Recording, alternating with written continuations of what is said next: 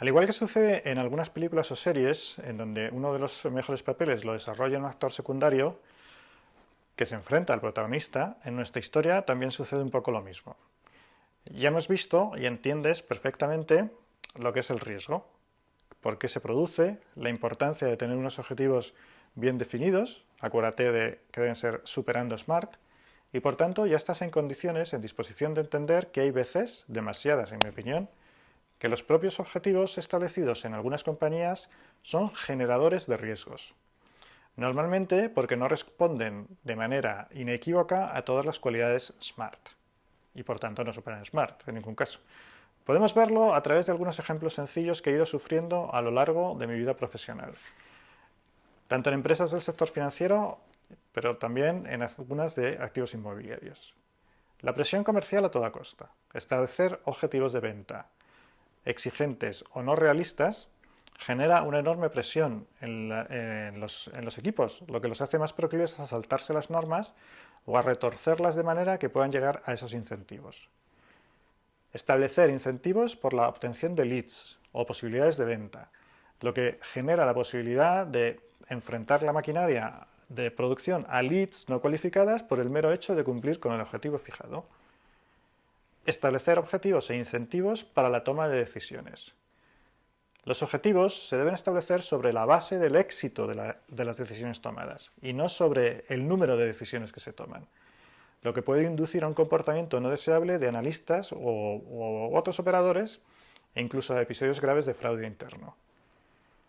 Si profundizamos un poco en la primera parte, no cabe duda de que la presión comercial es muy fuerte, ya que la mayoría de las compañías operan en entornos muy competitivos y sobre todo con una extraordinaria presión de mejora continua en los resultados con el tiempo. En empresas en el sector financiero, en empresas del entorno financiero, esta presión ha conducido en muchas ocasiones a que, por ejemplo, pues los análisis necesarios para asegurar que la concesión de financiación respondía a la capacidad económica real del destinatario, pues no haya sido lo riguroso que debería, lo que en el largo plazo ha desembocado en crisis de morosidad importantes, presionando al sistema financiero en sus recursos y estructura de capital y reservas.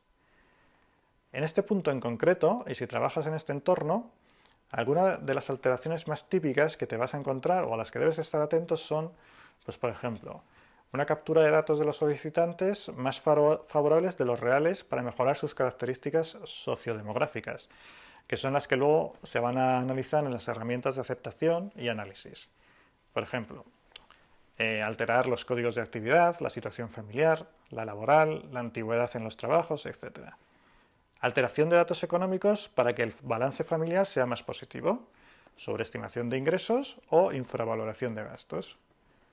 Falta de documentación soporte para los datos capturados o documentación que no refleja realmente el último periodo por no ser favorable.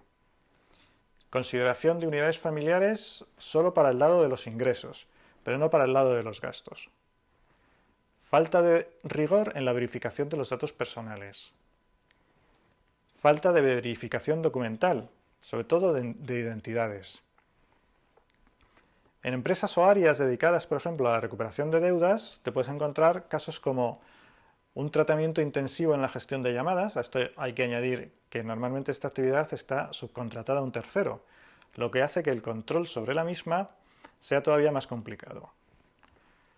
Ejercicios de autopago de deudas por parte de los propios gestores para llegar a los incentivos. Es decir, si a mí, como gestor de recobro, me faltan, por ejemplo, recuperar 50 euros para alcanzar mi objetivo mensual, lo cual me va a generar unos incentivos de 350 euros, más otros 250 euros por conseguir los objetivos de mi área, la tentación de utilizar mi propia tarjeta para hacer ese pago en nombre de un cliente, pues es muy alta.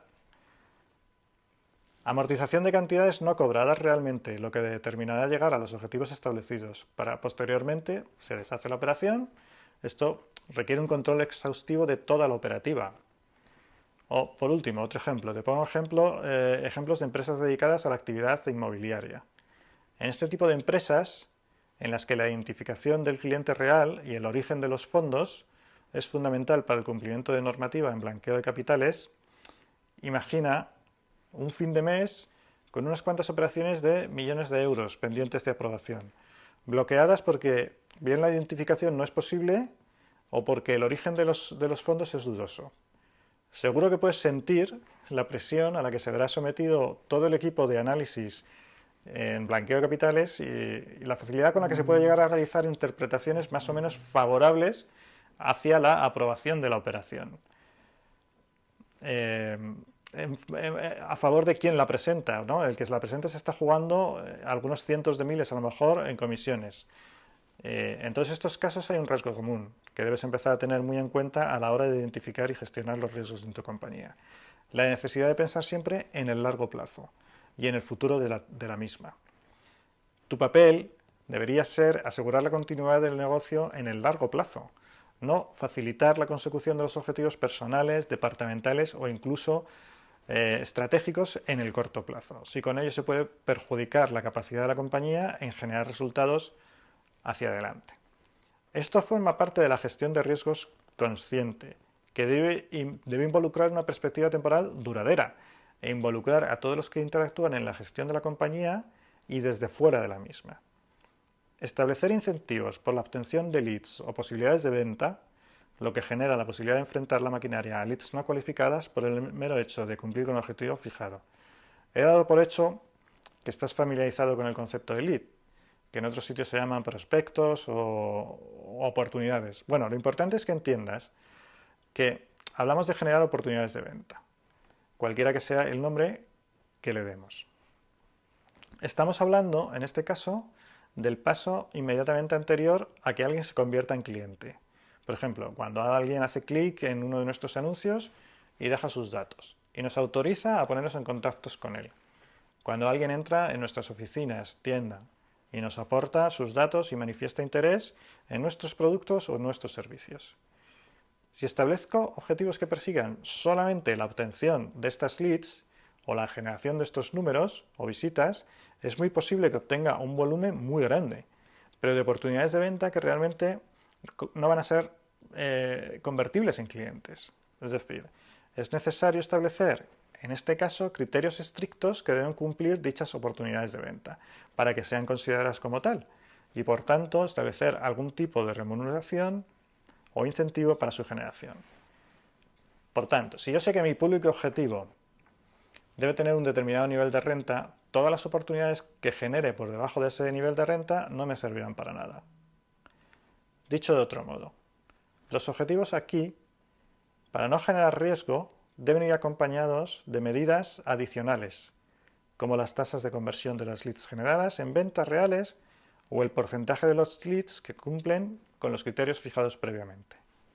Este es solo un ejemplo, pero una vez más vemos que hay muchos casos en los que es necesario establecer criterios de validación a posteriori antes de generar incentivos o remuneraciones. Establecer objetivos e incentivos para la toma de decisiones. Los objetivos se deben fijar sobre la base del éxito de las decisiones tomadas y no sobre el número de las decisiones que se toman. Como hemos comentado, esto puede inducir a comportamientos no deseables o episodios de fraude interno. En este apartado te puedo comentar que he trabajado en compañías de concesión de crédito y recuperación de deudas, en las que se establecían incentivos mensuales por la toma de decisiones. Decisiones que posteriormente no tenían mecanismos de revisión adecuados de la calidad de dichas decisiones. Imagínate por un momento que tú eres un analista de crédito que tiene incentivos por tomar decisiones y por aprobar operaciones. Lo intentarás hacer de la mejor manera posible, pero también intentarás tomar el mayor número de decisiones de aprobación, puesto que tus incentivos serán mayores. Máxime cuando además sabes que nadie va a verificar en el largo plazo la calidad de las decisiones que has tomado. Es decir, en este caso, la propia definición de los objetivos y recompensas genera una situación de riesgo acumulado en el tiempo, que puede tener graves consecuencias para la compañía. Pero esto no es aplicable solamente al mundo de la concesión de crédito. Pensemos en cualquier tipo de acción que incorpora riesgo a una compañía y que genera una recompensa inmediata. Pueden ser acuerdos con socios o proveedores que sean ventajosos, métodos de producción que pueden resultar de dudosa calidad, formas de financiación estrategias de crecimiento, expansión, diversificación del negocio, lanzamiento de nuevas líneas, productos, servicios.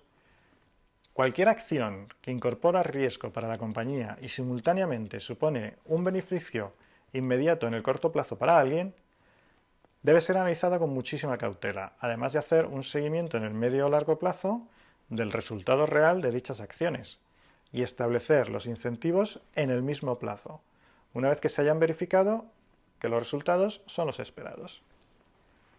Por ejemplo, piensa en una empresa de financiación al consumo con un solo producto de crédito, que decide lanzar un nuevo producto al mercado, un préstamo personal. En varias ocasiones lo he vivido. Los incentivos a los equipos que participan en dicho producto no se deben hacer efectivos hasta que se verifique que efectivamente el producto está generando los resultados esperados. No vale solo con haber lanzado el producto o servicio, esa no es la meta, ese es el principio nada más, ya que esto puede ser al final un completo fracaso para la compañía y perjudicar sus resultados en el largo plazo.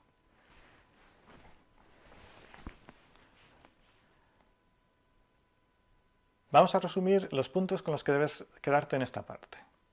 En primer lugar, existen objetivos en las compañías cuya mera definición y existencia generan oportunidades de riesgo. En segundo lugar, algunas de las características de estos objetivos son: se fijan en el corto plazo, establecen métricas muy difíciles de alcanzar o poco realistas, establecen incentivos por su consecución que se perciben en el corto plazo sin saber realmente el resultado final. No incorporan un seguimiento en el largo plazo. Establecen incentivos o recompensas muy elevadas y no suelen respetar las normas de Superando Smart. Estos objetivos, por tanto, proporcionan grandes oportunidades de ocurrencia de fraude interno.